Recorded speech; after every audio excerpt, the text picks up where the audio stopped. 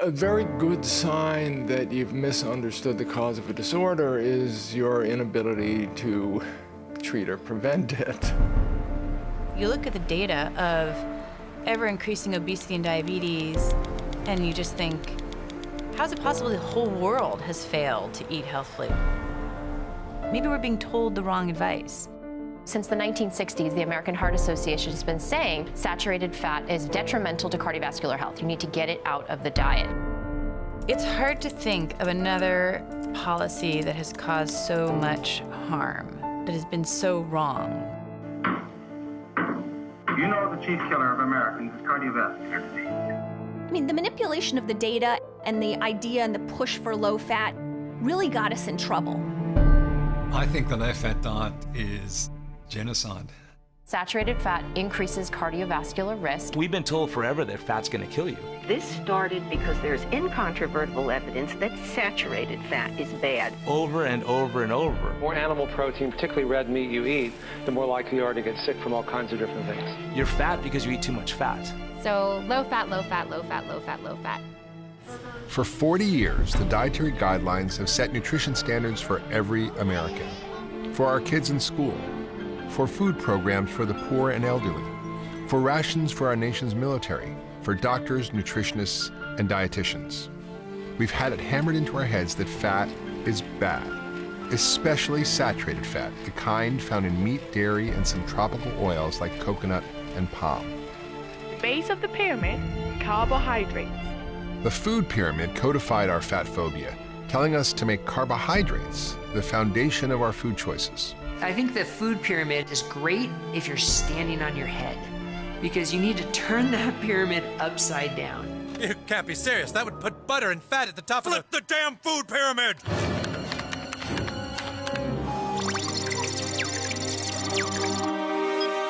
Nutrition is stabilizing. We got the whole story wrong. We were told to eat 6 to 11 servings of bread, rice, cereal, and pasta a day by the government in the food pyramid. It should be called the food tombstone.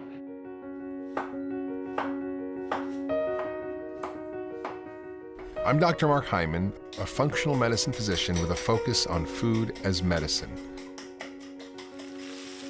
And I understand the healing power of food. But I can tell you, the low-fat diet did not make us healthy. I think that a low-fat, heart-healthy diet is unproven. It was essentially a huge experiment on millions of people, and it failed miserably. Wait a minute, have you not seen? Are you not practicing medicine to see who's coming into your clinic? To see the problems that this idea has caused? I mean, it's just, to me, unbelievable. For years, even I believed that eating fat would make me fat, and that eating saturated fat would cause heart disease and kill me. But now, a growing group of experts reveal that the science against saturated fat was never there. I was astonished to find that there simply was no evidence. It was just an idea, but it was launched as a policy for all Americans, based really on no evidence at all. What is the evidence? A big, big zero. Our federal dietary guidelines, the official government advice for how we should all eat to stay healthy, tell us to limit saturated fat to just a couple of bites a day and make carbohydrates more than half our daily calories. I'm here to tell you that advice is upside down and backwards. The idea that eating fat will make you fat is wrong, and the science that says saturated fat causes heart disease is misleading, and instead has led our nation down a dangerous path toward a widespread epidemic of obesity and type 2 diabetes. We screwed up. Happens all the time in science. Medical orthodoxy latched on to the wrong explanation, made a tragic mistake, and now we're living with the consequences.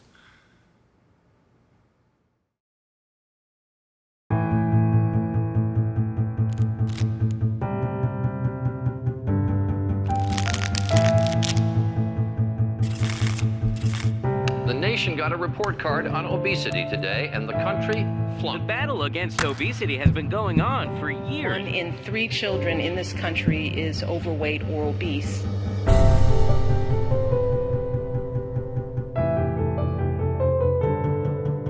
The estimated $200 billion cost to the healthcare industry continues to rise. The search for weight loss and health may be a little more complex than you think. Despite all attempts to attack the problem, the adult obesity rate increased in 23 states last year.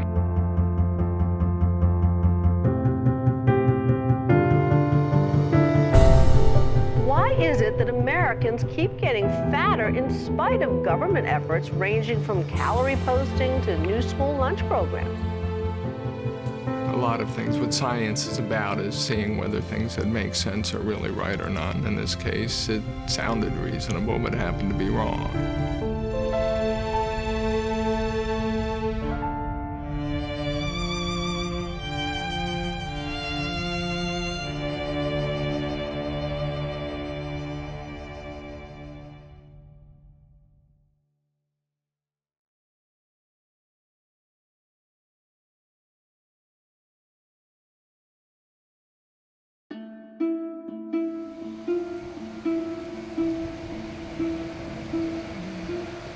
I'm not happy about a lot of years of being at different doctors, and every time that I'd go in, there was just, here's another injection, here's a different kind of an injectable. This is the injectable that is supposed to help you make your own insulin. The list of side effects were longer than your arm, and it never made you feel better, and certainly didn't help at all with weight. Judy has struggled with type 2 diabetes most of her life.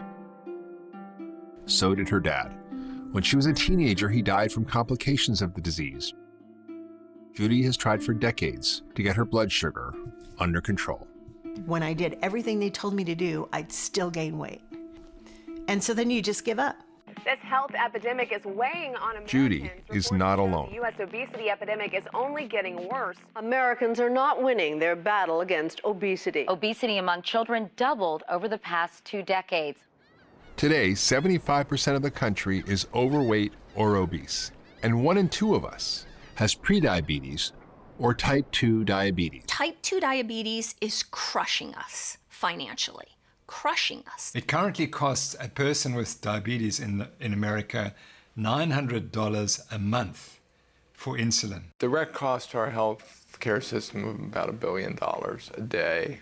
There isn't enough money in the healthcare system to be able to afford this. The cost in terms of money is huge. The cost in terms of human suffering is like, 10 times more than that. In the space of a single generation, we've gone from this to this. Watching the footage of the 50th anniversary of Apollo 11, I was struck by how not fat everyone in the crowd was. We looked like a completely different race of people. The heart attacks, the strokes, the cancer, the blindness, the amputations, all of that, I think, is unnecessary suffering that we're causing people. The question is, where did this come from and why is it occurring? When I was in medical school, type 2 diabetes happened only in older adults. Now we see it in kids as young as 3 years old. And the more we try to medicate our way out of the disease, the worse it seems to get. You can't throw drugs at a dietary disease and expect to make it better. But that's the medical teaching. Hey, you have type 2 diabetes, let me give you some pills. The model doesn't work. We're not making people healthy, we're just treating disease. But if you give people good nutrition, they become very healthy. He introduced that keto diet, and 6 weeks later, it was like a miracle. No diabetes. And it was like magic. And I got completely off of insulin. 2 years later, I had lost 197 pounds. Problem is, we've been confused and downright brainwashed by decades of nutritional dogma, the almost religious conviction that fat is bad, especially saturated animal fats. You can lose weight on these animal protein Atkins type diets, but you're mortgaging your health in the process. we still operate under this idea of dogmatic principles. We've always done it that way. That's what we've always said. We're going to continue to say it. And unfortunately, nothing is holding back progress in nutrition science like dogma. Alternative ideas have been attacked, and physicians labeled as quacks for ignoring guidelines against fats and telling patients to cut carbs instead. In South Africa, Dr. Tim Noakes went through a 4-year ordeal that threatened his medical license for recommending a low-carbohydrate, high-fat diet to a young mother. The reason why the low-carbohydrate diet has become demonized is because it works, and it has a huge impact on the financial return of the medical profession. I'm an internal medicine specialist. I can treat all of the conditions that I used to treat with medications just by changing the food. It's remarkable. It's completely free. There's no special equipment. There's no special, surgeries. It's a completely natural, and it's been used for thousands of years. I can treat not only obesity, but I can treat type 2 diabetes, high blood pressure. In fact, I have to take away medications from people as they get better. This is as big as the discovery of insulin or antibiotics. It clearly is. My interpretation is that low-fat diets can work, but low-carb diets work better. And that's what the science says. Nick Brown is a pretty typical American when it comes to his diet. Hey, how you doing? He eats a variety of protein, vegetables, and grains. He enjoys beer now and then. And one of his favorite foods, Thanks, sir. Have a good day. is pizza. Looking forward to pizza. Maybe. If it ruins pizza for me, I'm going to be pissed off. Nick is participating in a unique nutrition experiment along with Tracy Yeah, I've got a plan for the week. and Cynthia. Thank you. 3 metabolically healthy people who take no medications, trying 2 different diets, low carb versus low fat. Quite a few new recipes, so I was curious about using the right thing. Up on the small. Before, during, and after the experiment, they each weigh in, check their blood pressure, blood sugar, and cholesterol. It's a little bit of alcohol. Throughout the experiment, we'll track their blood sugar. Are you ready? Sure. Okay, here comes. Go. Using a continuous glucose monitor, or CGM. Didn't bother you? Nope. Okay. You just hit check glucose, and it says ready to scan, and you just take it here, and there it is. It's 94 right now. The first week, we put them on a low-carb ketogenic diet with less than 20 grams of carbohydrates per day, plenty of healthy fats, and a moderate amount of protein. A diet designed to keep blood sugars low, but an eating pattern that is not allowed by the U.S. dietary guidelines. The second week, we switched them to a USDA MyPlate meal plan. It's a 2,000 calorie a day, government-endorsed, low-fat plan featuring whole grains, lean meats, and vegetable oils, and more than half the day's calories as carbohydrates. Week 1 is the low-carb, high-fat diet. And then we'll keep this going. This is almost ready.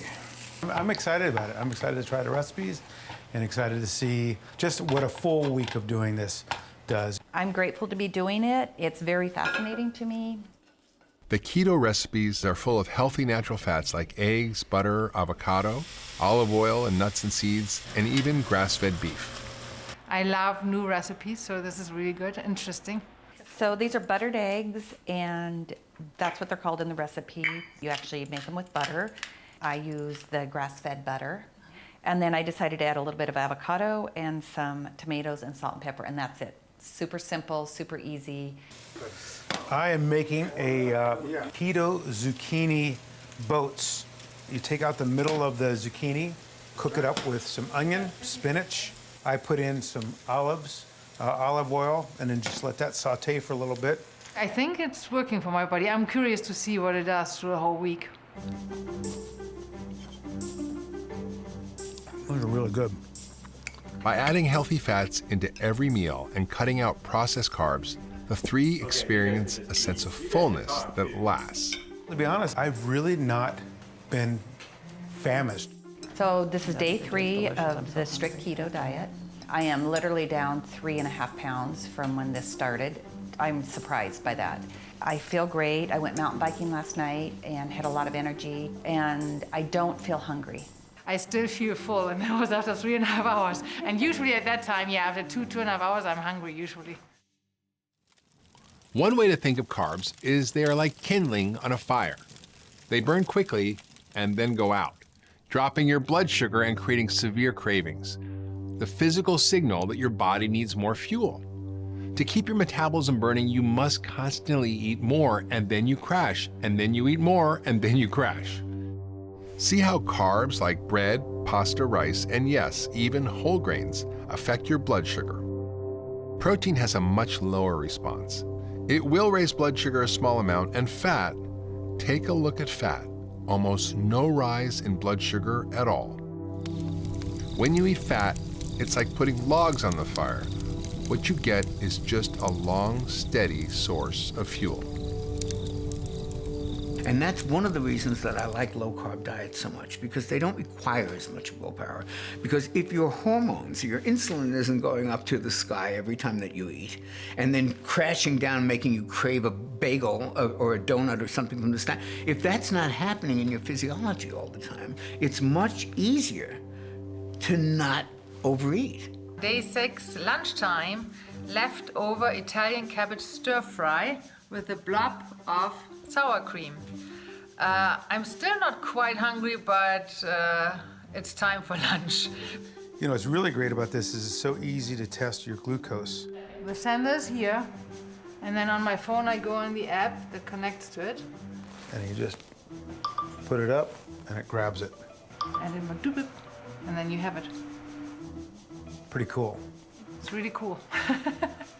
All week on the low-carb, high-fat diet, their blood sugars are virtual straight lines with no spikes or dips. It's been steady. It's been typically at the 85 to 90 range. And I just ate, and that's 83. I just tried it a few minutes ago, and it's already gone down 6 points. I kind of want to just keep it all the time because it's so interesting to see what you're doing all day. By the end of the week, all 3 participants have lost weight and feel great. How's your week go? Very well, thanks. Good. You have lost about 2.5 pounds of fat. And how are your blood sugars? Very, very even. And look, your lean tissue, not only has it not gone down, it's actually gone up a little bit. Boy, really even. Yeah. Wow, not a lot of variation at all. I had always a full feeling, so I'm wondering if I ate too much, maybe, I don't know. Well, you'll feel a lot more full with fat and protein and less carbohydrate for sure. Next week, we'll flip from low carb to low fat and follow the U.S. dietary guidelines. I'm really curious to see what happens. I'm a little scared about what's going to happen. So how is it possible that we got the story so wrong about fats? There were religious objections to eating meat as early as the 1800s that influenced American opinions, but a major turning point was in 1955 when a presidential health scare shocked the nation. News of President Eisenhower's sudden illness, described by his doctors as coronary thrombosis, came as a severe shock to us all. President Eisenhower in 1955 had a heart attack. He was out of the Oval Office for 10 whole days, and that really focused the attention of the nation on this problem of heart disease. Cardiovascular ailments continue to take an increasingly heavy toll of American lives, 1 million this year. The nation was really in shock, and there was a desperate need for explanations. And people were like, whoa, what's causing all the heart disease? Here are vital statistics. They show that this problem here in America is the worst in the world. There were a number of ideas about it. One was that it was vitamin deficiency. Another was that it was the rising tide of auto exhaust, more cars on the road. Of 10 men, we can expect 5 to get it. But we can't say who, or when, or why. Now you can look back now and say, well, that's pretty easy to understand. Everybody was smoking. Raleigh? Oh, no thanks. I have a pack. More doctors smoke Camels than any other cigarette. In the 1950s and 60s, cigarettes were in. Spud cigarettes are cooler than cool. Smoke Spud cigarettes, that's the mild, happy rule. Here, have a Viceroy. Eisenhower himself smoked 4 packs a day. What do you think? This is what I was really looking for. If you look at the trends for cigarette smoking against the increases in heart disease, they track together. But at the same time, the consumption of saturated fat was falling dramatically. Everybody was smoking. Now we know smoking causes heart disease or contributes to heart disease. But at the time, of course, the tobacco companies were like, no. Tobacco, smoking, it doesn't cause heart disease. So all the scientists were like, hey, I wonder why we're getting so much heart disease. There's one theory that was proposed by Ansel Benjamin Keyes, who is a pathologist at the University of Minnesota, and he said that it was saturated fat and dietary cholesterol that caused heart disease. It's like, okay, but how do people eat butter for the last sort of 2 millennia? And ever since 1970, it causes heart disease. It's like it didn't cause heart disease before. At the same time, consumption of sugar, refined oils, and refined grains were on the rise in America, but Ansel Keyes focused on fat as the cause of heart disease. And he thought that total cholesterol in your arteries would build up and clog your arteries and give you a heart attack, like hot oil down a cold stovepipe. So that was his idea. It was just a simple idea. You know, to blame a sort of ancient food for a modern disease was completely illogical. It didn't make any sense, but you repeat things enough and you get it out there enough, people believe you. As American author H.L. Mencken once said, for every complex problem, there is a solution that is simple and clear and wrong. It's the biggest scam ever perpetrated on the American people, this whole notion of cholesterol.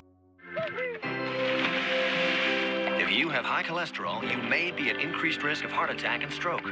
Don't kid yourself. Talk to your doctor about your risk and about Lipitor.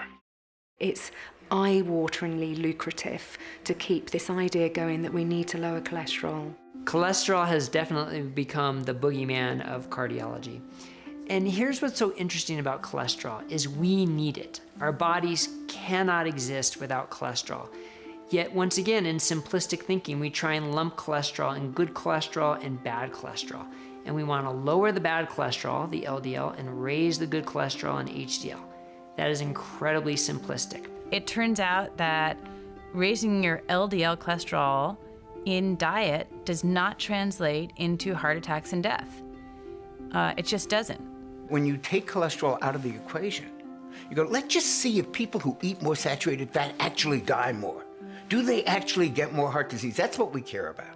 Forget that it raises cholesterol. We know it raises cholesterol. Let's take that out of the equation and see what the end result is, which is what we care about. And every time they do that, the relationship dissolves. There is no relationship between the amount of fat you eat in your diet and getting heart disease. We now know that chronic inflammation caused by a diet high in sugar, refined grains, and refined vegetable oils is far more dangerous to our health. Atherosclerosis is an inflammatory disease. It's not a buildup of fat in the artery, it's actually an inflammation that's causing the problem. And the cholesterol then will go to that damage to try to repair it, but it didn't cause the damage. The damage has to come first. It's like saying that firefighters caused the fire when they just turned up to put the fire out. It was there by association, but it was there to repair, not to cause harm. Inflammation is probably the #1 promoter of every disease we don't want to have. And the #1 inflammatory substance in the American diet is sugar. That's it. I mean, you put those two things together, inflammation makes everything worse, and sugar is the #1 inflammatory substance that we consume. End of argument. In 1951, Ansel and Margaret took the 2 oldest children to Oxford for a year's sabbatical. The couple continued their travels, measuring cholesterols and conducting diet surveys in several European and African countries. There was a study that he presented at the Mount Sinai Hospital in 1953, and it was a 6 countries graph. He specifically looked at 6 countries around the world, and on the x-axis he plotted fat intake, and on the y-axis coronary heart disease rates, and he found a straight line relationship. And he offered that as proof that there was a linear relationship between how much saturated fat people consumed and how much heart disease they had. But he chose 6 countries for that perfect correlation. And at the time, there was data available for 22 countries. And when you put in all of those countries, it just looked like a scatter plot. The trend line is nowhere near as clear cut. There was no clear relationship. No correlation between fat and heart disease. He was criticized at the time by statisticians who said, you're obviously cherry-picking your data. He knows it's a hypothesis. He knows he doesn't have the evidence, and he immediately starts recommending the country go on a low-fat diet, which is fascinating because there's no concern that you're going to do harm. There's no, the Hippocratic oath, first do no harm. Despite his critics, Keyes was determined to prove himself right. He followed up with his famous 7-country study where he traveled to the countries cherry-picked from his graph and studied eating habits and heart disease among the people there. For his 7-country study, he repeated the same mistake. I mean, he cherry-picked his countries. I think he did cherry-pick countries for the 7-country study. He knew from the 6 countries graph the countries that would be on that straight line. So he knew, for example, that Italy would be a sure thing and America would be a sure thing. They would quite nicely anchor some of the ends of the graph. But he did not go to countries like Switzerland, France, Germany, who ate a lot of saturated fats and also had very low rates of heart disease. The French were eating all kinds of saturated fat, butter, cream, and they weren't gaining weight, which was a paradox at the time, and they weren't getting heart disease. They had like half the rate of heart disease compared to Americans. And everybody said, well, what a paradox, what a paradox. There was no paradox. The dietary fat simply wasn't causing obesity and didn't cause heart disease. So he was a very respected physiologist. And it's worth mentioning, by the way, that Eisenhower followed the Ansel-Keys advice and cut out all saturated fat and all cholesterol up until the day he died in 1969 of heart disease. Just worth mentioning. Ansel-Keys' diet-heart hypothesis remains the single most influential theory in the history of nutrition science. And here's an interesting point. Over the past 50 years, taxpayers have funded several $1 billion of research trying to prove saturated fat causes heart disease. But guess what? It's never been proven. To this day, the diet-heart hypothesis remains an hypothesis. There is no evidence against saturated fat. There just isn't. Dr. Zoe Harcombe is an obesity researcher who wrote her thesis on the lack of evidence behind the dietary guidelines. My thesis was born out of trying to understand why we have an obesity epidemic. Zoe collected all the raw data from randomized controlled clinical trials conducted prior to the release of the dietary guidelines. She then reanalyzed all the results in a process called a meta-analysis. It was looking at the absolute totality of the evidence. No cherry picking whatsoever, no study left out. So there's the Rose corn oil trial, there's the Research Committee low-fat diet, there's the MRC soybean study, there's the LA Veterans Dayton study, there's Leuren Oslo study. When she examined the results to see which group suffered more deaths, there was no difference at all. There was no health benefit for the groups assigned to eat a low-fat diet. I was astonished to find that there simply was no evidence. Real food fats are not dangerous. They are not the enemy. It's too simplistic and reductionist to say saturated fat is dangerous and needs to be avoided, and the evidence does not support that. So how then, without the hard science to back it up, did the diet-heart hypothesis become the foundation of our nation's dietary guidelines? Well, it had one big thing going for it: Ansel Benjamin Keys. He had just a very outsized personality. Colleagues of his told me he could just argue anyone to the death. And he was able to get into the American Heart Association on their nutrition committee. And in 1961, the Heart Association comes out with the first advice anywhere in the world telling people to cut back on saturated fat and cholesterol in order to prevent a heart attack. Up until the 1960s, Americans consumed almost half of their daily calories as fat. We ate butter without guilt, bacon and eggs for breakfast, and roast for dinner.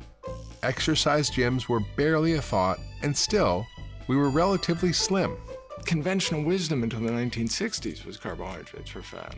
That's the weird thing about it. You talk about bread, pasta, potatoes, rice, sweets going directly to your hips. It was what my mother's generation believed growing up. The diet used in this study is satisfying to the appetite because of the use of more protein and fat. And then in the 1960s, we come along with this idea that dietary fat causes heart disease.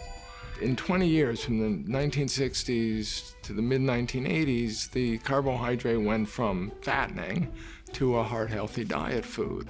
The low-fat diet fad had taken hold, and Keyes rose to prominence within the American Heart Association and at the National Institutes of Health.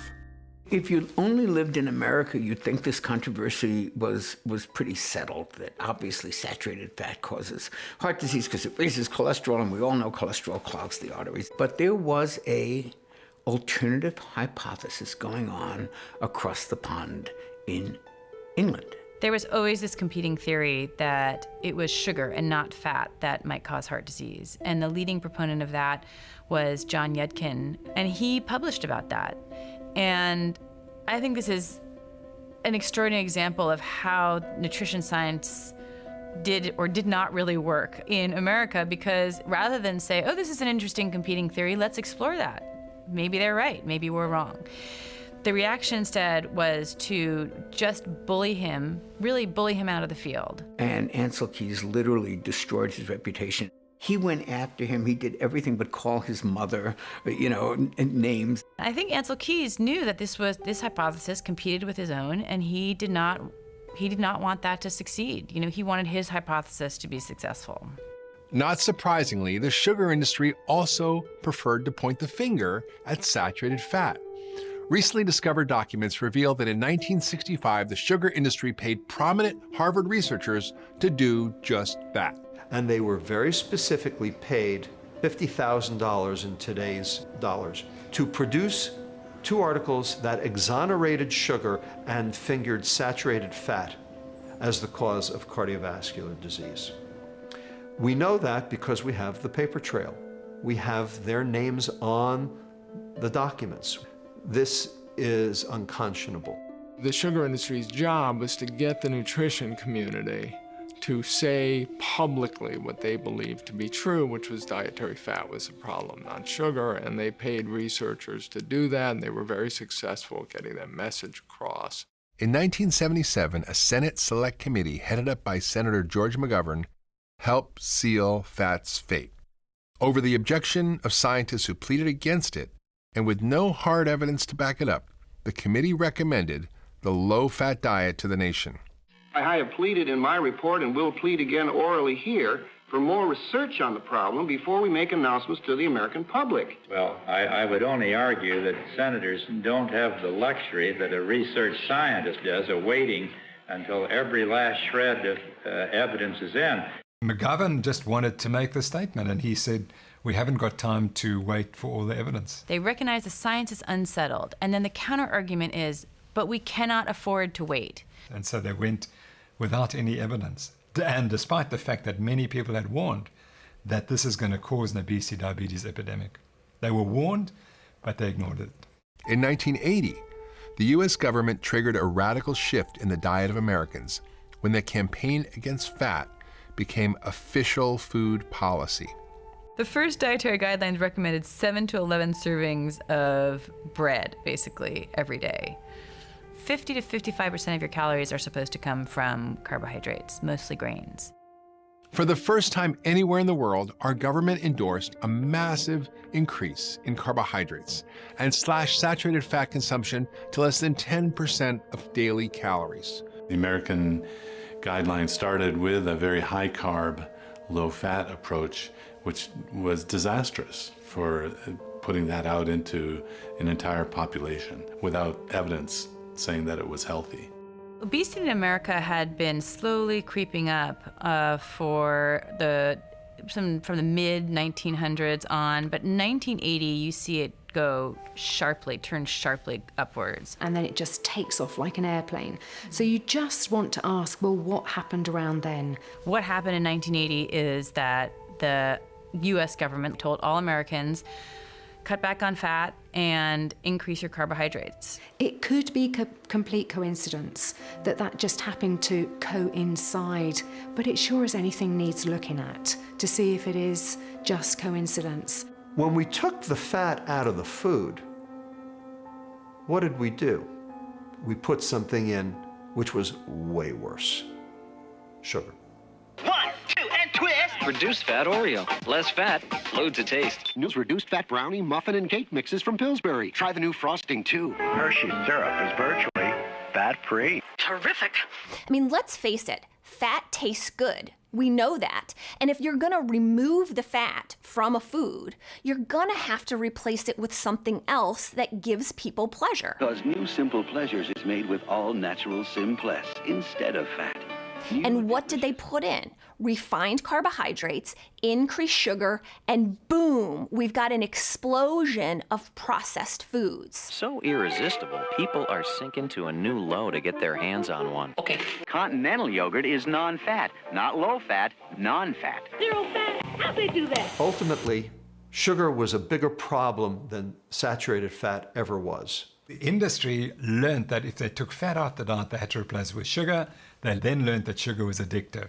Wow, these are really good. These are great. Bring them on. Oh, yeah. And that's the driver of the obesity epidemic. Low-fat yogurt, higher in sugar. Whoa. Low-fat peanut butter. This is special. Low-fat salad dressing. This is great. All higher in sugar or carbs. Are you sure this is fat-free? All low-fat foods turned out to be higher in carbs. I don't think this was anyone's intention, but it's what naturally happens when you remove fat, which is natural for humans to be eating, from their dietary choices, and you put them on things instead of tasting like cardboard, they can at least taste like sweet cardboard. Snackwell's chocolate sandwich cookies. These taste unbelievable. What if I can't bake enough of them? Those women will be after me again. Hello, Cookie Man. What's in the box? The Snackwell phenomenon was like the epitome of what happened with the low-fat food industry, where people thought they could just eat massive amounts of these cookies. Don't you think you got a little carried away? They were very high in sugar and white flour. Cookie Man, you better make some more. The American Heart Association cashed in on the low-fat craze. Food companies paid hundreds of thousands of dollars to feature this heart-healthy checkoff symbol on a product. So this resulted in crazy things like the heart checkoff on Cocoa Krispies or on Honey Nut Cheerios or on all these foods that were super high in sugar. But as long as they were low in fat, then it was considered healthy. Kellogg's Fruit Loop cereal, part of this nutritious breakfast. Ha-ha, now that's a seal of approval. Heart-healthy, low-fat Fruit Loops, anyone? There's a kind of conventional explanation that it's really the fault of Americans for not following the guidelines. There's nothing wrong with our guidelines. It's just that Americans fail to follow them. But government consumption data confirms Americans did as they were told and dutifully cut back on natural fats found in red meat, whole milk, eggs, animal fats, and butter. But we still gained weight. One of the analogies that I like to use is, imagine you had a baseball team that lost every single game for the last 50, 60 years. And you're like, well, those players, they just don't know how to play. None of my players know how to play. Well, at some point you'd have to say, maybe we should take a look at our coaching strategy. It can't be the fault of all of those players for decades. But that's basically our explanation for why Americans are getting fatter and sicker. It's their fault. They just can't do it right. I think the dietary guidelines have been a tremendous failed experiment. It's a good question of whether they just need to be changed or whether they just need to be scrapped and start over. I genuinely believe that people now are hanging on to this saturated fat myth because they don't want to admit that they were wrong. I don't think the governments will ever admit they were wrong about saturated fat. And we are paying a hell of a price for a few public health people wanting to protect their own reputation, not wanting to look silly. And I used to fantasize about the American Heart Association press release that would say, okay, yes, we know for the past almost 60 years we've been giving you the wrong advice, and we apologized if we killed any of your loved ones prematurely, and we apologized if we gave you heart disease with the advice we did give you. We were just telling you what we thought was true then, and we were best of intention, and now we know better. That apology may never come. And the largest health organizations dedicated to preventing obesity and type 2 diabetes continue to spread advice that makes it worse.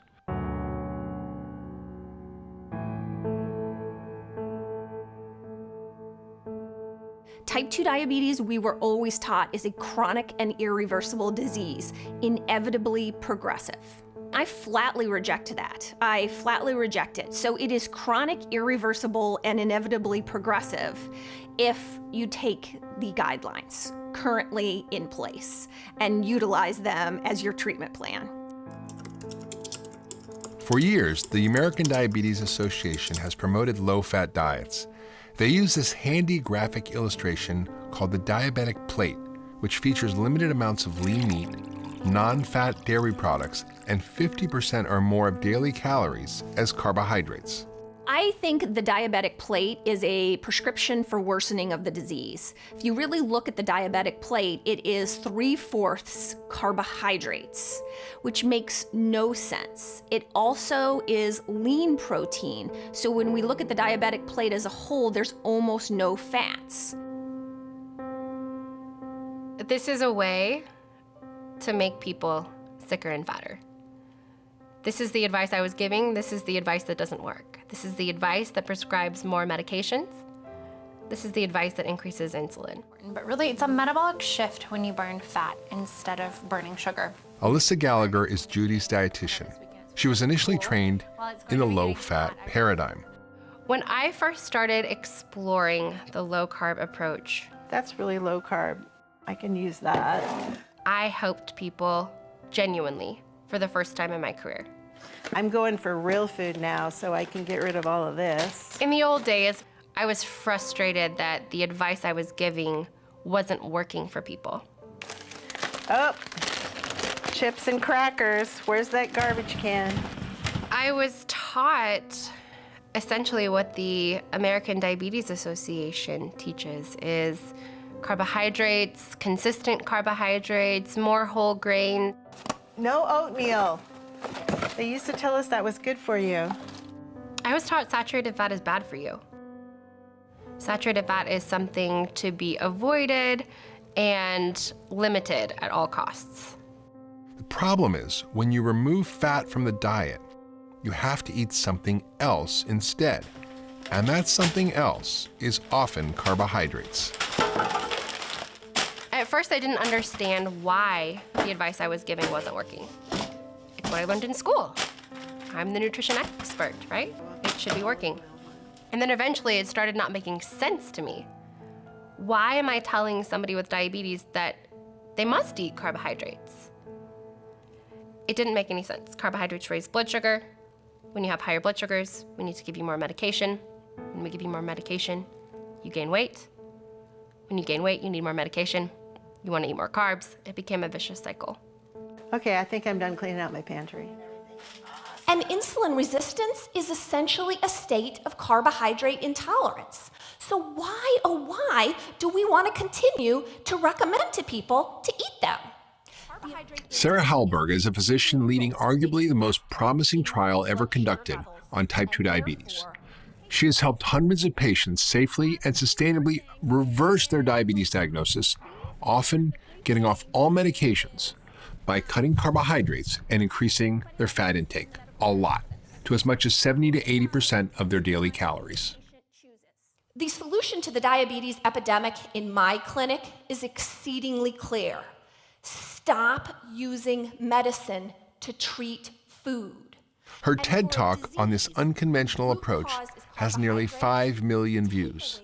The title, Reversing Type 2 Diabetes, starts with ignoring the guidelines. Fat is central to any science-based nutrition recommendation for anyone who struggles with type 2 diabetes. Carbohydrates cause our insulin and glucose to go up. Proteins, much less. And with fat, there's no glucose or insulin reaction. And given the fact that type 2 diabetes is a problem with elevated glucose, wait a minute, we can't be recommending the macronutrient that's going to cause glucose and insulin to go up. But that's exactly what MyPlate and the ADA guidelines do. They recommend us to eat the macronutrient that's causing the problem. In her clinical trial of nearly 500 patients, 60% of the intervention group reversed their diagnosis of diabetes. That's more than half the patients whose blood sugars normalized. 94% had their insulin doses decreased or totally eliminated, with no increase in their LDL or lousy cholesterol. By comparison, the American Diabetes Association reports a less than 1% success rate at reversing diabetes when following their own low-fat advice. So if we want people to really get help, we have to start giving them advice that actually works. It's hard when you have, let alone been hearing something for decades, but been saying something for decades. It's difficult to turn that ship around. Because to turn that ship around, you have to be vulnerable. You have to say, I was wrong. And this involves a lot of organizations, a lot of people saying I was wrong. And I think that's hard. I think that's a big deal. After years of following the guidelines and getting nowhere, Judy has decided to ignore the ADA's advice and try to reverse her type 2 diabetes with a low-carb, high-fat nutrition plan. The health professionals that were giving us all that advice through the years just kind of bounced us back and forth, and we never really had any answers. I really like just unsweetened coconut chips. I feel like what I'm learning now is a way toward health and a way toward a better size that I'll feel good about, which to me is hand in hand with my health. The U.S. military is now facing a new threat. It's not North Korea, it is actually the U.S. diet. The single biggest disqualifier is obesity. Wait, we're talking about young people. Right, youth obesity. 25% of all potential recruits are turned away because of their weight. At this point in time, we can't field an army because they are, quote, too fat to fight. That's not my words, that's the U.S. Army's words. A few months ago, the Army missed its recruitment goals for the first time in 13 years. We've gotten to a point where we're too fat to defend ourselves.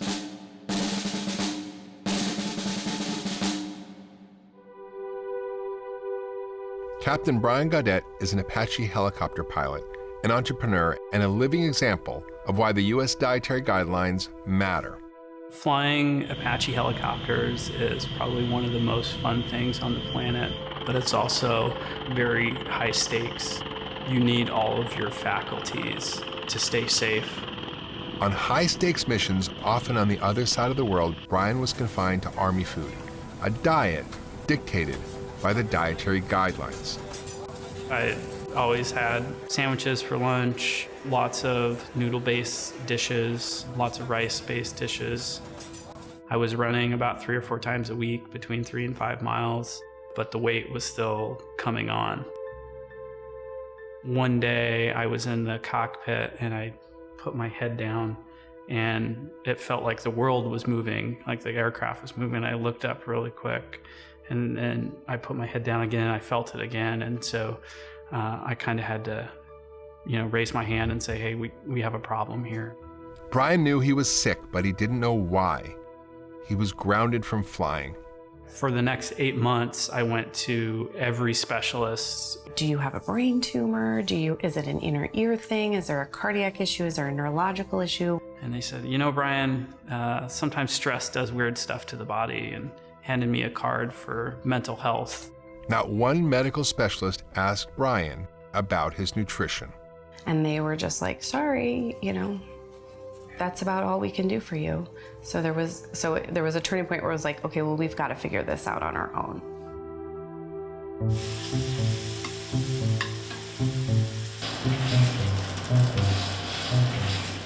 Brian decided to try an elimination diet, and he cut out all grains and sugar. For really just efficiency and for taste, I made these giant batches of bone broth, vegetable, and meat soups. Amen. And I just ate them pretty much every day. And that's where sort of the nickname Captain Soup came from. In about 6 weeks, I got my brain back. I got my energy back. I lost about 25 pounds. I started to see my husband come back. I started to see my children's father come back. It's miraculous to me what just food can do. Just by changing what he ate, Brian's health problems resolved. He no longer takes any medication, he's back to his high school weight, and the Army has reinstated his flight status. And now he's sharing his recipe for health with the world. Now we make just super clean keto soups, and we ship them frozen all over the country. These days, when Brian goes on deployment, he ships ahead cases of soup. He no longer relies on the Army food that made him so sick. When my son was born, I was really sick, and I look back at photos from that time, and I barely remember anything about that year because I was so out of it. Sorry. And when you don't have energy and you don't have your health, like, you don't really have anything. I have my brain back, I have my energy back, and I can show up and be there for my kids and for my wife like I want to be. Today, less than 20% of medical schools require nutrition training for physicians. That's slowly changing, but a widespread lack of nutrition knowledge means many physicians misunderstand the root causes of chronic and metabolic diseases, which are often driven by diet. When a physician preaches low fat and a physician preaches reducing calories and they try that themselves, it doesn't take long for some of them to realize this isn't working for me. Maybe it's not working for my patients either. Allie, how are you doing? Physicians are not immune to obesity. Plenty of them struggle with their own health challenges. Until 2 years ago, I was trying to do the American Diabetes Association diet, the American Heart Association, trying to eat a low-fat diet, eating small meals throughout the day, and I'm gaining weight. Up 2, up 3. I was working out 6 days a week because I would say, I gotta work out. If I wanna lose weight, I wanna be an example to my patients. You're exercising, but like they say, you can't outrun your fork. So I had a huge Like many docs, Brian Lenskis was trained in the low-fat paradigm, and that's what he practiced with his patients for decades. But the struggle with his own weight was getting out of control. Yeah, at that point, I was around 260 pounds. And I was, at that time also, I was pre-diabetic. Clearly what I was doing wasn't working. I was following the government guidelines, and I was getting sicker and sicker. And it's not working for me. Well, were my patients not listening to me, or was I giving them bad advice? And it turns out we were giving bad advice. Honey, I got a mixture of chicken, Italian seasoned sausage, and like a spicy pork. So when I cut carbohydrates, the interesting thing for me, if I had eggs for breakfast, for instance, my 10 o'clock snack that I was gonna have, I wasn't hungry and I would skip right through it. I like the grease on my fingers. Super good. Within the first 6 months, I was down about 28 pounds, 30 pounds. I was putting on muscle mass and I was feeling really good. My energy, my mental clarity, my focus, my fatigue levels, all those things got better. I was like, wow, pretty interesting. How many guys have lost like 10 pounds or more doing low carb or keto? And he's been a fantastic ambassador for low carb lifestyle because he's seen it personally, and now he's seen it with hundreds of his patients. Hey, how you doing? Fine, thanks. So good to see you. Thank you. How's things? In all my years of practice, I never saw anyone cured of diabetes by going on a low-fat diet. Never, not one time. No one came off insulin. Since switching his practice to a low-carb, ketogenic approach, nearly a dozen of Brian's patients have reversed their type 2 diabetes and come off insulin altogether. Man, I was just looking at your numbers and it's like, I think if anyone I've ever seen, you've come off insulin faster than anyone. I feel brand new. Brand new, brand new. So I'm sticking with the diet. In 3 months, I went from insulin 5 times a day to no insulin and was able to maintain normal blood sugars. I don't remember if Dr. Lenskis suggested keto specifically for the weight loss or if it wasn't for the other issues that I had. I started it, and I do love butter, and I do love cream, and I do love bacon. So, it sounded really pretty good to me. Great, it's incredible. I ate less, and what I ate, I enjoyed more. Since last March, a year ago, I've lost between 50 and 60 pounds, but I've gained a lot of strength, I've gained a lot of muscle as well. So I've lost over 200 pounds. It's just mind-boggling. He hadn't taken any patients off insulin ever in his entire career. And in 5 months, he got 11 patients off insulin completely. How can you not acknowledge that? You've done incredible things. I mean, just 2 years ago, you were on insulin 5 times a day, huge doses, and you asked me, can I come off this insulin? I'm gaining weight, I'm tired, I'm fatigued all the time, and now seeing you where you're at now, and it's pretty remarkable what you've accomplished, just by making some lifestyle changes. They're empowered now to get themselves off insulin. So now they're seeing it. Now my patients are telling their patients, and they're going to them saying, hey, how come this person came off insulin? I thought it couldn't happen. It can happen. It does happen, right? And we're excited about that. I don't know anyone else who's lost as much weight as you have. Even with gastric bypass surgery, I've never seen it. The fact you're coming down off your diabetes medicines, you're off them all now. Your blood pressure came down. All these things are getting better, and we're just slowly getting you off medications. You are making progress, and you're making a ton of progress, more than anyone that I've ever seen. The shift that he saw in his patients, being able to actually remove medications and make them healthier at the same time, was just tremendous. And it all started with his own personal journey. Maybe eventually the government will come around. Maybe, possibly so. If not, it's your health, right? We could do it as individuals, and when people are seeing people have benefits, they're going to want to go into that lifestyle. And what you're doing and what we're seeing day after day, it's super exciting. Yeah. Yeah. So thank you. Thank you for encouraging me too. You. Oh no, you're wonderful. You are absolutely the best. You're awesome. Thank you. So the 3 main macronutrients in food are carbohydrate, protein, and fat. And here's an important point. There are essential fats and essential proteins, but there are no essential carbohydrates. Essential means the nutrients are required to sustain human life. We must eat these to survive. But there is no physical or biological need for us to consume any carbohydrates at all.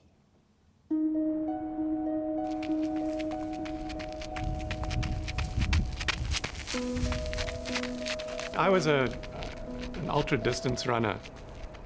Not an elite athlete, but I was pretty good and finished like in the top 100 out of a field of about 15,000. By the time he was 30 years old, Doug Reynolds had run almost 100 marathons and ultramarathons.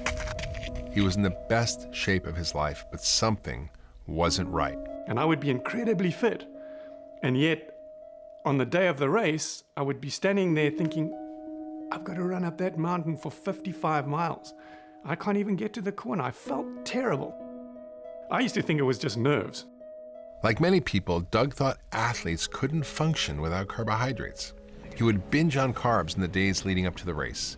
But it wasn't the nerves. It was the fact that 3 days before, I just gorged myself on all these pastas and potatoes and all these carbohydrates, and it was toxic. It's a familiar story to Dr. Tim Noakes, the man who wrote the book on carb loading. So the first 4 chapters are all on high carbohydrate diets and how the most important determinant of your success in running is how much carbohydrate you're eating. So I promoted this, and all the time while I was writing this, I was getting fatter, less healthy, and my running was getting slower and slower and slower, to the point where I was really hating running. Even though they were exercising a lot more than most people, both men suffered from their low-fat, high-carb diets. I started to put on a little bit of weight, and I never used to weigh myself because I was always a runner. I was fine, And I got on the scale, and I was like 35 pounds overweight. I thought the scale was broken. And then, much more interestingly, I discovered I had type 2 diabetes, which was predictable because my dad had died from the diabetes, and my dad took 10 years to die. And I figured I've got 10 years to sort this problem out. Both Tim and Doug decided to break with convention and try a low-carb diet. They cut carbs to less than 20 grams a day, ate moderate amounts of protein, and began eating 70 to 80% of daily calories as fat. Nutrition is actually pretty simple. Your body needs protein, and protein comes first. That's essential. But then you can choose to run your body on carbohydrates, including sugars and starches, or fats, and it's your choice. If you quit eating carbs, sugars, and starches, your body is forced to use an alternative fuel source, fat. Burning fat produces substances called ketones that provide all the energy you need to fuel your body and your brain. That's why the low-carb, high-fat diet has been given the name keto. For most of human history, there's been very little sugar or starches in the diet. In fact, if you put all of human history in 1 year, it's only in the last day that people started eating grains or bread, and it's only in the last hour that people have been eating sugar. In fact, we know that keeping people in ketosis, keeping the carbs very low, may actually be the preferred way for people to be. Eventually, I dropped right down 44 pounds and I went back to my weight that I had when I was rowing in 1972. And I'm glad to say that after 7 years, my blood glucose control is as good as it could be expected for someone of my age of 69. I'm not completely normal, but I'm 99% normal. Tim famously tore out the pages on carb loading from his Lore of Running book and promotes ketogenic diets for athletes. 2-3 weeks after I started on this keto diet, I was jumping out of bed and going for a run in the morning and enjoying it. It's just the most amazing transformation in my life. Doug started a company called Low Carb USA, dedicated to education and nutrition support. His logo, our nation's food pyramid, turned upside down. Well, yeah, I mean, the whole idea was that the reason we're in this terrible metabolic dilemma in this country is because of the food pyramid. What we are advocating is pretty much 180 degrees opposite to what the food pyramid tries to teach. We now understand that our bodies, even the bodies of elite athletes, don't need carbohydrates to survive. We can convert fat into ketones for fuel. But early nutrition scientists did not understand nutritional ketosis. Scientists simply thought that since fat has 9 calories per gram, while protein and carbs have only 4 calories per gram, we should just cut back on fat to lower our calorie consumption and lose weight. I met with people who helped with the initial guidelines, and they were well-intentioned. They reasoned that because calories lead to obesity, reduce the food that has the most calories, which is fat. We've been counting calories ever since, in every way imaginable, on food labels, in menus, online, and in apps, and lately, even on our bodies. For years, we've been told it's a simple equation. If we can just balance the number of calories we consume against the number of calories we burn, the calories in versus calories out, our weight will stay in balance. Everything on the level, right? Actually, not so right. The calories in, calories out model is fundamentally flawed because the body doesn't account for the fat that way. That's not how we gain fat. It's not a physics problem, it's a biology problem, it's a physiology problem. The alternative theory is called the carbohydrate insulin hypothesis of weight gain. Remember how carbohydrates raise blood sugar but fat doesn't? That's the key to the insulin carbohydrate hypothesis. It's really not that hard to understand. So if you take 100 calories of brownies and 100 calories of salmon, and you eat the two, all the insulin hypothesis says is that one food is going to raise insulin a lot, the other food is not. So we know that as soon as you put those foods in your mouth, the hormonal effect of those foods is completely and utterly different. So we really need to pay attention to hormones at least as much, if not more, than calories. So what raises insulin? Well, carbohydrates, number one with a bullet. It's like in real estate, location, location, location. With insulin, it's carbohydrate, carbohydrate, carbohydrate. Protein is a distant second. So protein can raise insulin as well. You know what doesn't raise it at all? Fat. Zero. Not a drop. Doesn't move the needle. So what is the irony of us telling people to eat a diet that is absent of the one macronutrient that has no effect on the fat storage hormone? It's total sheer madness. Insulin essentially acts as a lock that gets clamped down on all of our fat stores and prevents us from using our stored fat as energy. But when we restrict carbohydrates and we can therefore bring the insulin levels down, the locks come off. And all of a sudden we have access to all of our fat stores for energy. That's right. Insulin is a fat storage hormone. Lower insulin by cutting out sugar and carbs, and the weight comes off, or never comes on in the first place. We tell patients to think of their body as a bowl of sugar, right? So over time, that bowl fills up. If you're eating a lot of, processed foods and, sugar and so on, that bowl fills up. And eventually that sugar, as you add more sugar in, spills out. And that's what type 2 diabetes is. Your cells can't hold any more sugar. It simply spills out into the blood. The wrong thing to do is take the insulin and keep cramming that sugar back into the body. The body sort of takes it until it rots, right? It would be much smarter to simply say, hey, I have too much sugar. Let me just burn it all off by intermittent fasting or not putting any more sugar in, a low carbohydrate diet. And guess what? It works exactly as you would expect it to work. I've been using the keto diet for about 13 years in a university clinical practice, and the results in treating diabetes are quite remarkable.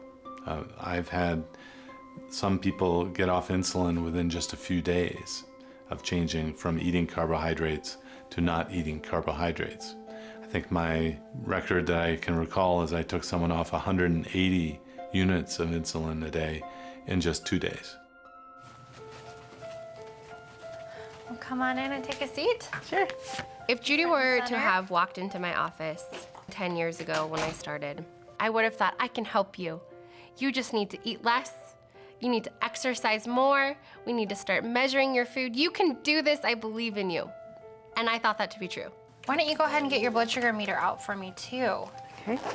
Take a look at that. Over the course of the following 5 years, I realized it wasn't working.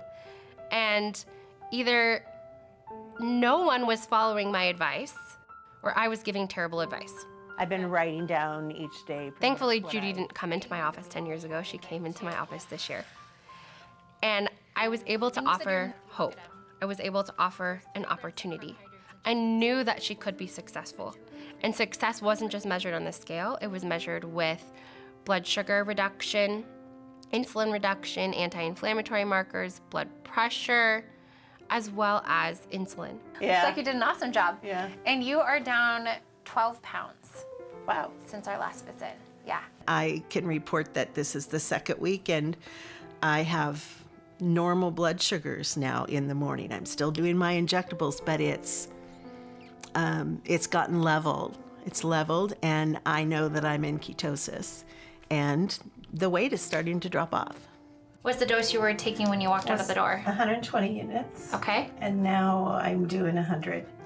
In just 2 weeks on a ketogenic diet, Judy has cut her blood sugar in half and lost 12 pounds. Changing her nutrition has done more to improve her health than any medication ever did. The difference is more fat, and that gives a lot more energy. It's amazing. I'm happy to come to work again, and there was really a time when I thought, I have to quit. I can't do this. This is miserable. It's hopeless. Diabetes is a hopeless disease. And I felt that way. I really, truly felt that way, and I knew that there had to be another answer. And I don't feel that way anymore. In results from more than 50 controlled clinical trials comparing high-fat and low-fat diets for weight loss, the high-fat diets won every time. The higher the fat, the higher the weight loss. That's because eating fat speeds up your metabolism and helps you burn body fat. Carbs slow down your metabolism and cause weight gain. It's week 2 of our nutrition experiment. This time, it's the low-fat diet. So today's breakfast was oatmeal with raisins and brown sugar. We're following a USDA MyPlate 2,000 calorie a day meal plan downloaded from the USDA website. Do you have a leaner ham? It calls for low-fat meats, non-fat dairy, including non-fat sugar-sweetened chocolate milk, and plenty of carbohydrates, things like lasagna, bread, and even pizza. This looks like stuff you take to a college dorm or something, right? This is what our government says we should eat. We have some shredded wheat here. And then half a cup of sliced banana. And half a cup of fat-free milk. Oh, then a toast. And 1 cup of chocolate milk, fat-free. This breakfast alone contains 150 grams of carbohydrates and 50 grams of sugar. 2 teaspoons of jelly. Instead of eating bacon and eggs in the morning, which keeps you full until like well past lunch, for example, now you're eating a couple of slices of bread and jam. And of course, by the time you metabolize it, sugar goes way up and then it goes way down. At 10:30, you're looking for a low-fat muffin. Day one of the new diet has begun, and I have to admit I'm not liking it.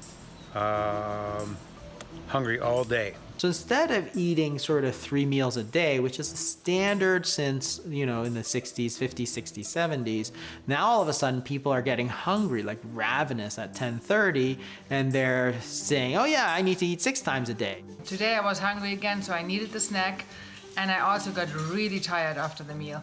So not only are you eating foods that stimulate a lot of insulin, you're doing it constantly, 6 times a day versus 3 times a day. It's like, well, what's gonna happen? Lunch was a ham sandwich with some mayo, some grapes, the milk, and I went off the chart. I went over 200, and it just kept going up and up and up and up and up and up and up, and then it hit over 200, 206 I think was it. Then it started coming down. That was crazy to me, and it was almost a little scary. It's a recipe for diabetes. How long is it going to be before everybody becomes diabetic? Because that's the outcome of that advice. I never even got that close to that last week, not even close. So it's going to be an interesting week, and gosh, I hope I last all week. Not kidding. Hi, this is Cynthia, 5th day on the low-fat diet. It is barely 12, but I'm hungry, so I'm digging in my lunch. I'm hungry again, so I will dig into my daily snack. Last week I barely was hungry at 2, and now I'm very hungry, so I will eat. I was hungry the entire time. I would eat. That would feel good for about 30, 40 minutes, and then I would start just feeling hungry. I definitely like last week. When you compare the flat and steady blood sugars from the high-fat week to the roller coaster readings from this low-fat week, it's hard to believe that our government thinks this is good for us. The USDA put together a guideline that seems to me was really to market the food that America makes. It wasn't based on health. The dietary guidelines are not guidelines. The dietary guidelines are guidance. They're guidance for the food industry to be able to sell food. They have nothing to do with health. And the fact that the USDA is in charge of our health is already a problem. The USDA, when it was founded, had 2 mandates, not 1, 2. Mandate number 1 was to provide information to the American public about healthy eating. Mandate number 2 was to support, encourage, and grow the American agricultural industry. Those 2 mandates are not always congruent with one another. Because if you were really being honest with the American people, you would say wheat, corn, sugar, and soy are not health foods. And if you're congruent with the other mandate of the USDA, which is to support and encourage and grow American agriculture, you ain't telling people to not eat 4 of the 5 biggest crops that are made in America. So that's the contradiction, and that's why I don't think you're going to see much change in dietary recommendations. So Nick, tell me about your experiences these past 2 weeks. So it's been really, really interesting. Yeah, so it was interesting. Wow, it was really interesting. The low-carb, high-fat, I had a really good experience with. I loved all the food, and I found it very easy. I like the high fat a little better because I felt more energetic. The following week on the low-fat, high-carb, I was bonking. I'd just be tired. Maybe hangry is probably the best word. Insulin is a big driver of carbohydrate craving and hunger. That hangry feeling that you mentioned is often when someone's insulin levels are high but their blood sugar is low. It's that insulin roller coaster we talk about, that you eat carbs, your insulin levels go up. And I was, I got foggy during the high carb week. A little groggy. I was even just like saying things backwards, and yeah, I noticed that I wasn't clicking like I normally do. I'd love to see your graphs at some time too, like kind of see the whole progression of them. Do you have them with you? Yeah, sure. Let me see here. Just look at the difference between the 2 diets. every one of our participants experienced similar reactions to the low-carb versus low-fat diets. Wow, what a difference between Yeah, the it's 2 huge. weeks. Yeah. From the first week, I was almost a flat line. Yeah. I was averaging 84. Much more stable. It was fascinating. Yeah, it was really, interesting. really interesting being part of this. I'm really excited about this, Yeah. changing my life on this. It's cool to see. For many people, fat is a superfood. Not only does it help you feel full and lose weight, your body uses it as the building blocks for cellular membranes, and fat makes up the myelin sheath that forms around your nerves and allows electrical impulses to transmit quickly and efficiently. Fat makes up more than half our brain tissue. Human breast milk is more than half fat, much of which is saturated fat. We need healthy fats to be healthy humans. Unfortunately, what we've been told about which fats are good for us and which fats are bad is dead wrong.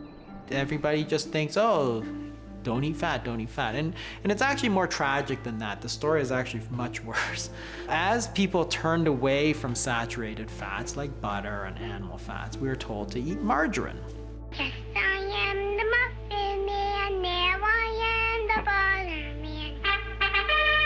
Imperial, only our taste deserves the crown. It turns out, and this is what's so tragic about it, it was deadly advice. Many doctors have recommended corn oil margarines to help lower the saturated fat in a reduced fat diet. So if you remember, margarine is vegetable oils, and then they partially hydrogenate them to make them solid so they look like butter. Partially hydrogenated fats are actually trans fats. It's best to replace spreads high in saturated fat. So we went from eating natural foods and butter to trans fats, which we now know was super, super, super deadly for heart attacks. For the family you love, serve delicious new Mazola margarine. They'll love its light, delicate flavor every day. That is like mind-blowing that we told people to stop eating butter and eat this poison instead, and it would be good for you, and we all did it. This is Mazola 100% corn oil margarine, made from 100% corn oil goodness. Well, there's really no doubt that the American Heart Association endorsement of vegetable oils was a great thing for that industry. This is Ralph Edwards of Truth or Consequences. Congratulations on your fine entry statement on why we should all support the American Heart Association. The American Heart Association started in the 1920s as a sleepy little organization that could barely keep its doors open. But in 1948, Procter & Gamble, the maker of Crisco, or shortening, staged a nationwide fundraiser, and the AHA hit the jackpot. Thanks, Jack Benny. The American Heart Association has $1.5 million there. All right, Ralph Edwards saying good night, everybody! Overnight, millions of dollars flowed into their coffers. I mean, literally from one week to the next, they started opening up chapters all over the country, all thanks to Procter & Gamble. New Crisco oil stays blended longer, makes salads taste great. New Crisco oil blends better than other oils. The American Heart Association has endorsed vegetable oils ever since. It's not nice to fool Mother Nature. They then were able to publish advertisements saying, lowers cholesterol, take this ad to your doctor and get them to prescribe to you vegetable oils for your health. Vegetable oils are a fascinating topic because they've become labeled as heart healthy, which drives me a little crazy because the label was granted to them simply by lowering LDL cholesterol. But the broader question is, what else are they doing? These are not real food products. These are products made in factories. These are products that require heat and chemicals and high pressure to extract what little oil there is. The heat and chemicals used in the manufacturing process oxidizes these delicate seed oils. When you eat oxidized vegetable oils like soy, canola, corn, and safflower or sunflower, they create free radicals throughout your body that are highly inflammatory and known to cause heart disease and cancer. Why are we always trying to eat more antioxidants? To combat free radicals like the ones found in refined vegetable oils. And then they're used by restaurants in the most carcinogenic way possible. They heat them, reheat them, cool them off, heat them again, and use them for a week. So switching to vegetable oils or seed oils was probably a terrible idea in the first place.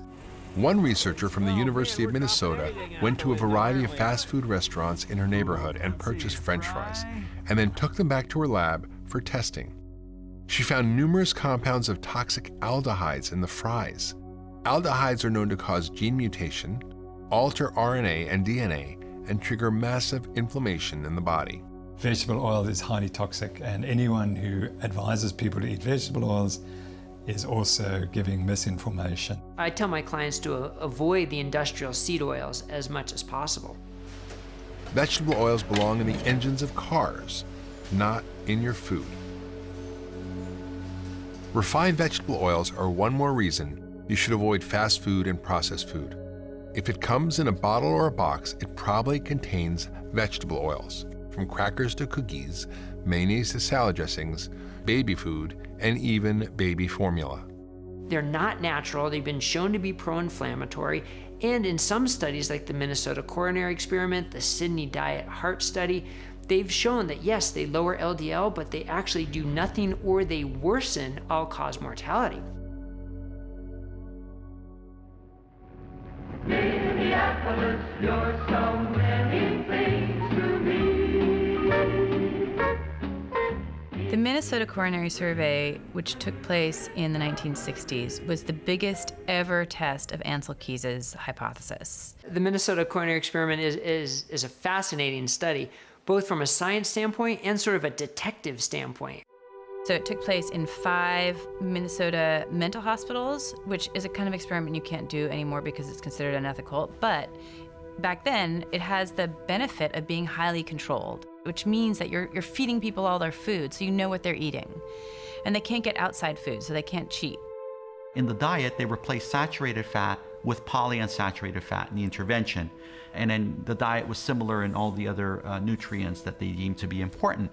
And what they found was that with the intervention, cholesterol levels went down, which is what you would expect, but mortality actually trended up. Turned out the people who were on the cholesterol-lowering diet had more heart disease and more deaths than the people eating the controlled diet, which is the exact opposite of what they wanted. So it did not support the diet heart hypothesis. But they never published the results. If you do a very long study, going into that study thinking that you know what the end in mind is going to be, and then it isn't the end in mind, I can understand that you don't want to publish the results, but it is scientific fraud. Yeah, that is totally unacceptable to not publish your data like that. It wasn't published until decades later that a relative of the author went digging for the results. And this is the detective part that's kind of crazy, that he had to go looking through the basements to find these data and re-crunch the data and reanalyze it and then bring it out to publish it to say, hey, look, this diet higher in omega-6 oils lowered LDL, but it increased cardiovascular risk and it increased mortality. When you are making recommendations that are not evidence-based and evidence comes out that's contrary to those recommendations, wait a minute, that's a problem, right? And so what has been the standard approach to dealing with that situation, which has come up a number of times? Bury the new evidence. And that's exactly what's happened. And the Minnesota coronary study is a perfect example of this. The Heart Foundations didn't come and say, sorry, we're wrong. They just ignored it as if it didn't happen, and they continue to promote vegetable oils and polyunsaturated fats. If that had been published, almost certainly what we eat today would be different. And this is a reason for everyone to be outraged beyond concern. Controlled clinical trials like the Minnesota Coronary Survey are considered the gold standard of research, the type of experiment where you can control every bite of food and change just one thing, like swapping butter for margarine, to find out if it has an effect on our health. But trials like these are expensive, and some even considered unethical. Cheaper observational trials are far more common. How many times do you have oatmeal in the last year? I have no clue. Oh my gosh. Observational trials often rely on food frequency questionnaires that rely on people's memories, and people's memories aren't that great. How many times have you had orange juice in the last year? I wouldn't know a number. Last year? I'm gonna say, if I was to put a number on it, upwards of 20. In the last year, 20 times? Oh, yeah. Yes. Okay. So you think you've had it only about 2 times a month? Oh, darn. Yeah, you're right. I have no idea how many ounces. Well, if I had to break it up and out, Probably about the same as you. Whatever yeah. I don't know how many ounces. See what I mean? Observational trials generate unreliable data and are the reason why nutrition recommendations constantly flip and flop. Setting nutritional food policy based on unreliable data is largely what got us into this big, fat mess. How hard do you think it is to remember what you ate? Impossible. Unless you have some ridiculous ability to remember everything, which nobody does. Nobody remembers things accurately.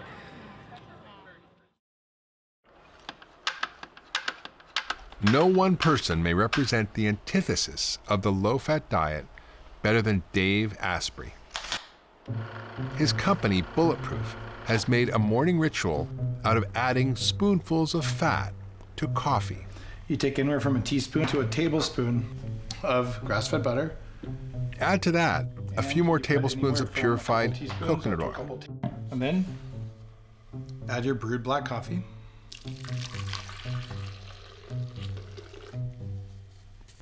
And you blend it.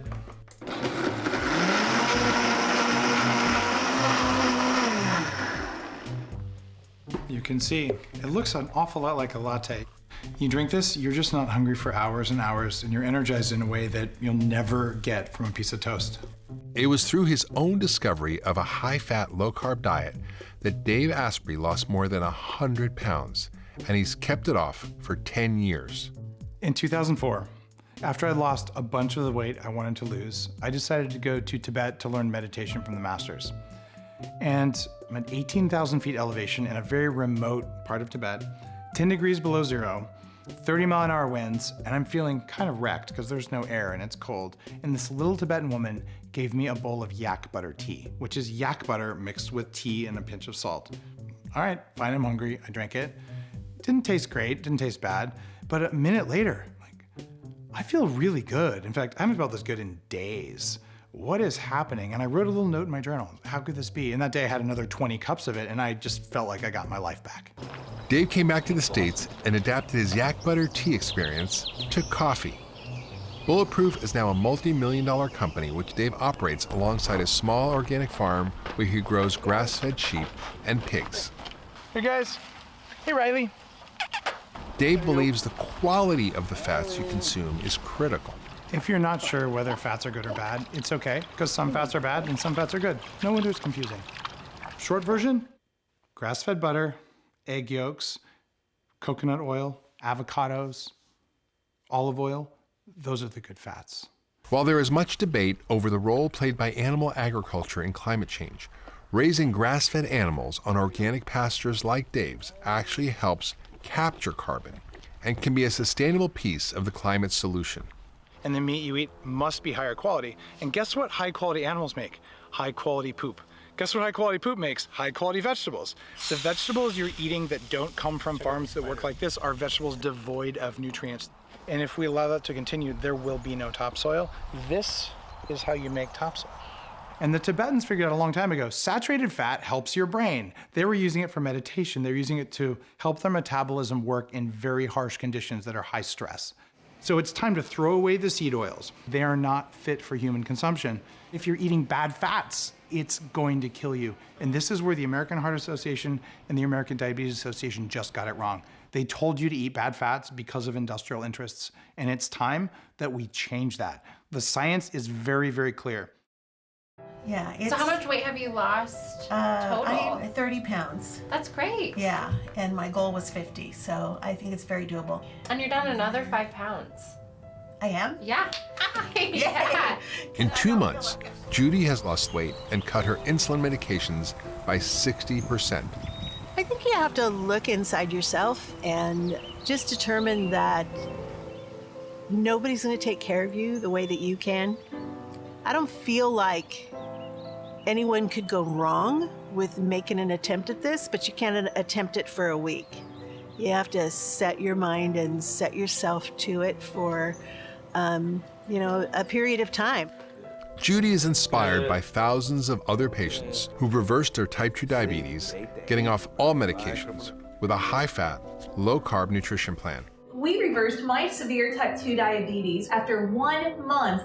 I couldn't be prouder. No more insulin injection for me, and no more metformin or even statins. I completely reversed my type 2 diabetes in just 3 months. Now, before I changed my diet, I weighed 212 pounds.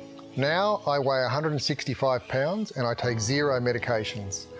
Before I started, I weighed about 265 pounds. I now weigh 130 pounds. Now I can enjoy my family. I can do everything that you should do to live a life. It's just been a total change. I have seen so many individual transformative patients. What an honor that is to share that journey with a patient. I feel like if a person just is determined and sets their goals, that there isn't anything you can't do. You just have to decide that feeling good and being healthy is more important than the things you used to like to eat. It isn't very long before your tastes change and you really like it. When I first started exploring low carb, I tried to keep it very quiet because it has been, and maybe still is, a very controversial subject. In other countries, dietitians were losing their licensure over practicing low carb, let alone medical doctors as well. Professor Noakes, on a charge of unprofessional conduct, the majority of this committee find you not guilty. The controversy over low carb may be slowly, quietly changing. In the long drawn-out case of Dr. Tim Noakes, the final ruling found in his favor. So as far as we're concerned, we've made the point that this diet is safe. That's all we really set out to do. The low-carb ketogenic diet is a low-inflammation diet.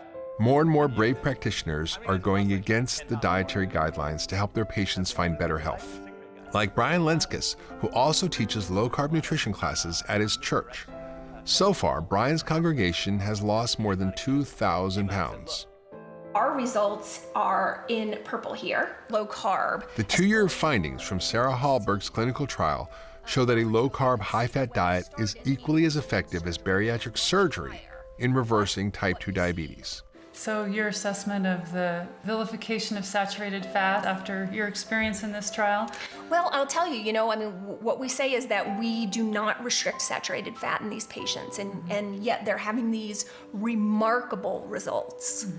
In April of 2019, the American Diabetes Association issued an update to its long-standing position that diets lower than 130 grams of carbs a day are unsafe.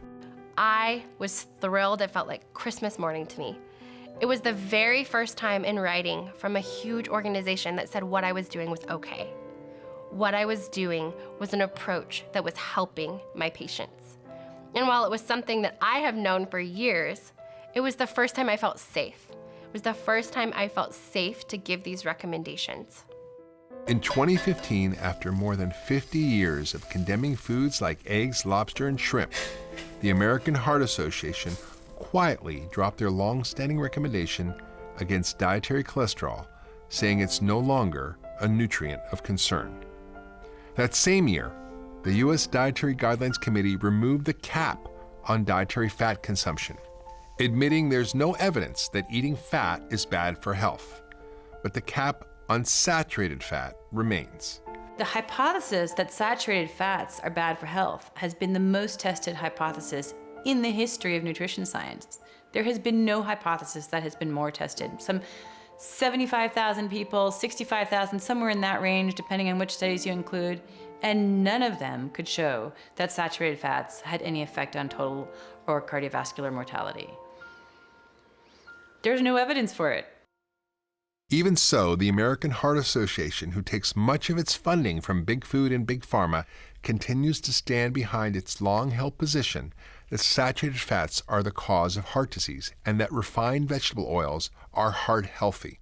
But there is so much politics and so much money and big pharma and the sugar industry behind trying to keep those guidelines as they are right now. I feel like eventually they will change, but when it could be 50 years. We can't wait 50 years. Millions of people have died already because of this mess. Doug Reynolds isn't waiting any longer. His company, Low Carb USA, is partnering with dozens of physicians, nutritionists, and dietitians to create a set of global clinical guidelines that teach medical professionals how to safely and effectively practice low-carb nutrition. Now it gives a lot of them confidence to maybe start implementing it in their practice, where before they weren't quite sure how to do it, or they were afraid that the other doctors weren't doing it. Now they're actually following some kind of set of guidelines. And what about the official dietary guidelines for Americans? The 3 main eating patterns recommended by the USDA all feature more than 50% of daily calories as carbohydrates. According to the dietary guidelines, low carbohydrate, high fat diets are still not an option. So good. In 2017, the National Academy of Sciences and Medicine performed the first ever outside scientific review of the U.S. dietary guidelines and found that the process lacked transparency and scientific rigor. Recommending a single dietary pattern to an entire population was a huge mistake. Not only did the low-fat diet not work, it did us harm and resulted in greater obesity and disease. The lesson of the low-fat diet may be that nutrition science is deeply flawed, and our nation's dietary guidelines have been heavily influenced by the food industry and the enormous amount of money at stake. What we are living now is just so completely unsustainable. These unsustainable rates of obesity and diabetes, we're bankrupting our nation. It's destroying people's lives, it's destroying our country, and it has to stop. We are not treating the disease, we're treating the symptoms of the disease. And so it should be of no surprise to anyone that we're not getting better. And we're not going to get better until we recognize what the real problem is. If we changed the food, we could solve this problem. You know, we get so many mixed messages about diet, and does the government have a role in telling people how to eat? we kind of have to find what really works for us, but we still need to know the truth. Fascinating question that has a lot of different opinions. And certainly the past 30, 40 years of experience would say, no, they probably shouldn't be in that role. The people at the top are not going to change. So we have to get this going as a bottom-up revolution and get more and more people on board until they're shamed into changing their guidelines because the swell of the population is just ignoring them. The change is coming from the people because they've changed. They are forcing the doctors to change. If we can change the medical profession, I think we'll do something. If you're pre-diabetic or type 2 diabetic, there is a way out. A path forward to health and vitality, to fewer drugs and more energy. You can get your life back, and all you have to do is eat real food. If somebody has type 2 diabetes, they can go online right now, they can watch your movie, they can read up on something, they can buy a book, and start reversing their disease today. What I see on a day-to-day basis with my individual patients, as well as my own family and my own friends, I think it's missed in some of this research. And what that is freedom. It's freedom from being hangry, right? It's freedom from cravings. It's freedom from headaches. It's freedom from reactive hypoglycemia. It's freedom from mood swings. It's better quality of sleep. It's better quality of life. I feel great. I feel really good. Hi, girl.